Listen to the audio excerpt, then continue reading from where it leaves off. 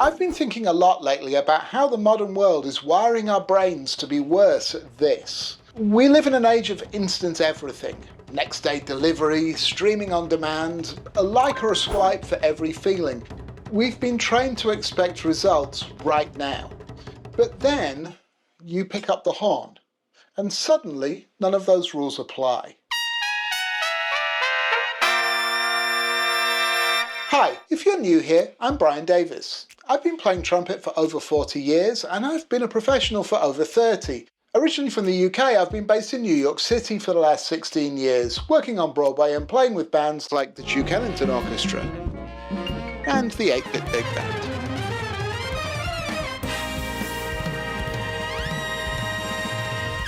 If you've been subscribed for a while, welcome back.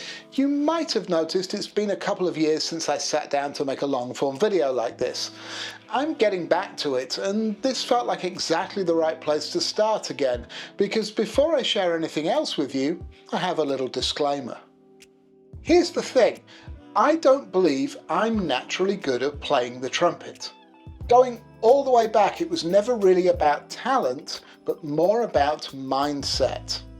When I was a teenager, playing in youth orchestras and jazz bands with friends who were a bit older than me and objectively better players at the time, I noticed something. When running into something difficult to play, maybe a note that was higher than they felt comfortable with or a tricky passage, it became impossible. They had already decided. And I just never accepted that. If I'd heard it on a record, I knew it was possible. That didn't mean I could play it, but someone had done it, so I was never afraid to try. It took a long time to find the right approach, years honestly, and a lot of help along the way, but that refusal to accept the ceiling is what pushed me forward even when I was the youngest in the room. And that's still how I think about it now. Whatever you've heard on a recording, that happened. A human being with the same instrument you're holding did that. So the question was never whether it can be done. The question isn't even, how do I do it? A more useful question is, what's the difference between where you are now and where that is? And then how do you start closing it? That's what I've spent my career working on for myself and others I coach. Asking better questions. A good friend of mine, the great LA-based trumpet player and producer Willie Murillo, has an expression I absolutely love. Whenever he teaches, he says he's presenting everything at my current level of ignorance. At my current level of ignorance. I love that. Realizing that we don't know everything is kind of the whole thing. I've got more questions than answers, and that's exactly why I keep improving. You see, nobody wins at playing the trumpet. Nobody wins at music. It's an open-ended pursuit, something you practice, not something you complete. So when I give you advice, I'm giving you what has worked for me so far, my current understanding of a craft that never actually ends. Having said that, here's my promise to you. If you take the advice in my videos and you actually do the work, you will improve. That I can guarantee. But doing the work is the part people get held up on. A good tip can unlock something, hand you a better way to tackle a problem you've been stuck on for ages, but it may not click the first time or even the first few. Trying it once for 10 minutes and deciding it doesn't work, that's not giving it a chance. You've got to give it enough real attempts for it even to start working.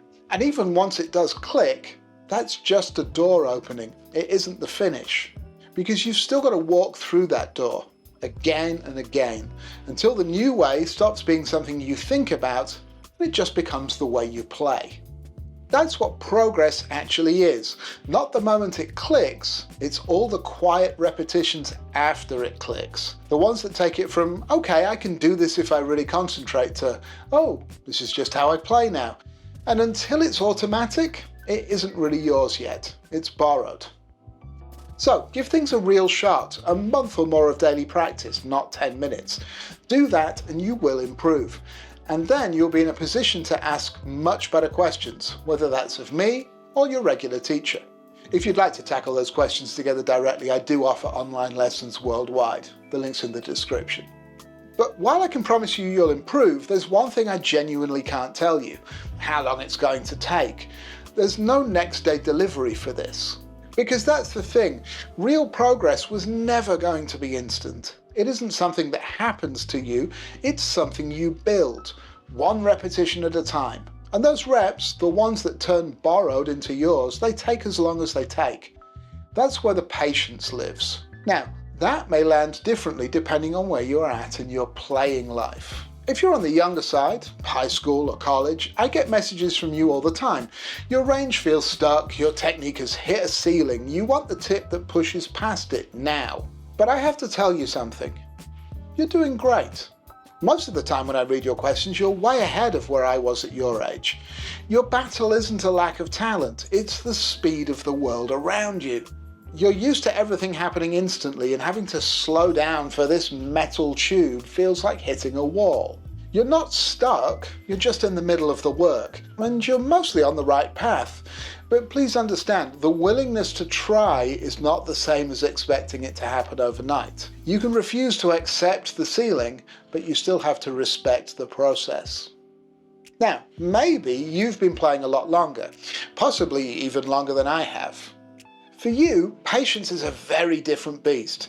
Your frustration usually isn't about rushing, it's about feeling truly, genuinely stuck. Like you've been working the same approach for decades and it just isn't shifting. And here's the hard part. Trying something new can feel scary. It can feel like admitting that all those years of practice were wasted. I want you to hear me on this. They weren't.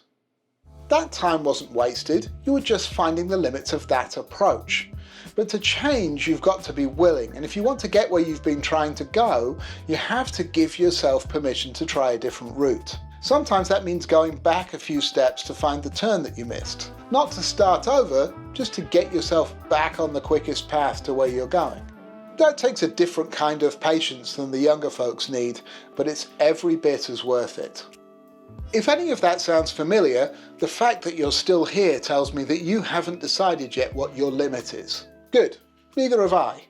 My videos aren't necessarily the answer, but they can definitely help you streamline the process and figure out your own current level of ignorance. Remember, a tip is just the start. Once you find one that works for you, the real work is getting the reps until you don't have to think about it anymore. It takes time, and that's okay. So, let's get to work. I've picked out this video here. It gives you some real concepts to dig into today. Click that, give it a proper try, and as always, go practice.